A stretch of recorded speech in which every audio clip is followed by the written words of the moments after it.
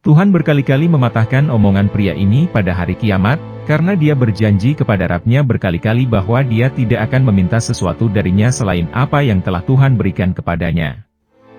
Namun, orang itu tidak menepati janjinya kepada Tuhan.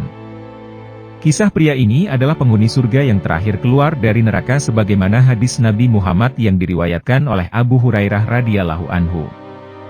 Dikisahkan, saat itu pria tersebut keluar dari neraka dengan merangkak namun wajahnya tetap menghadap ke neraka dipenuhi ketakutan, udara yang sangat panas terus menghembus ke wajahnya. Maka, dia terus berdoa kepada Rabb-Nya, agar sudi kiranya memalingkan wajahnya dari neraka sembari berkata, "Wahai Rabb-Ku, palingkanlah wajahku dari api neraka karena ia telah menyiksaku dengan hembusan anginnya dan membakarku dengan kobaran apinya." Dia terus berdoa kepada Rabb-Nya, hingga akhirnya Tuhan berfirman kepadanya, "Apakah kiranya jika engkau diberi itu engkau akan meminta yang lain kepadaku?" Maka, pria itu berkata, "Tidak, demi keperkasaan engkau, aku tidak meminta yang lain kepadamu." Dia pun mengajukan kepada Rabb-Nya berbagai janji dan bukti apa saja yang dikehendaki. Maka, Tuhan memalingkan wajah orang itu dari api neraka dan menghilangkan azab neraka tersebut, sehingga wajah pria ini menghadap ke surga.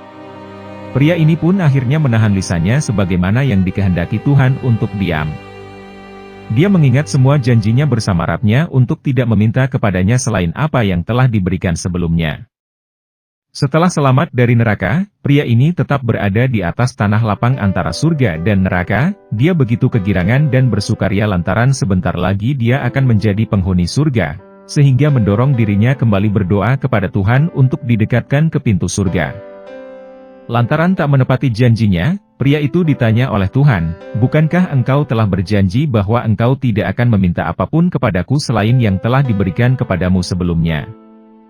Celaka engkau wahai anak Adam dan alangkah gombal janjimu." Tetapi pria itu terus berdoa, memohon dan berharap, sehingga Tuhan bertanya kepadanya sebagaimana sebelumnya, "Apakah kiranya jika engkau diberi itu engkau akan meminta yang lain?" Orang itu kembali menjawab, "Tidak, demi keperkasaan engkau, aku tidak akan meminta yang lain kepadamu."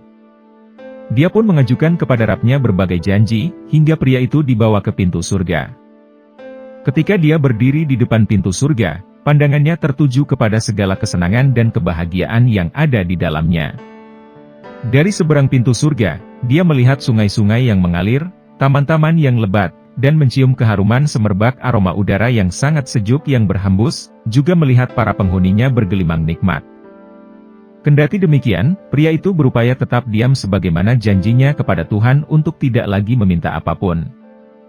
Namun keinginannya untuk menikmati keindahan surga terus mendorongnya untuk kembali bermunajat kepada Rabb-Nya. Dengan suara terbata-bata, dia kembali berdialog dengan Tuhan yang Maha Mendengar dan Maha Mengetahui, seraya berdoa agar dirinya dimasukkan ke dalam surga yang penuh nikmat itu.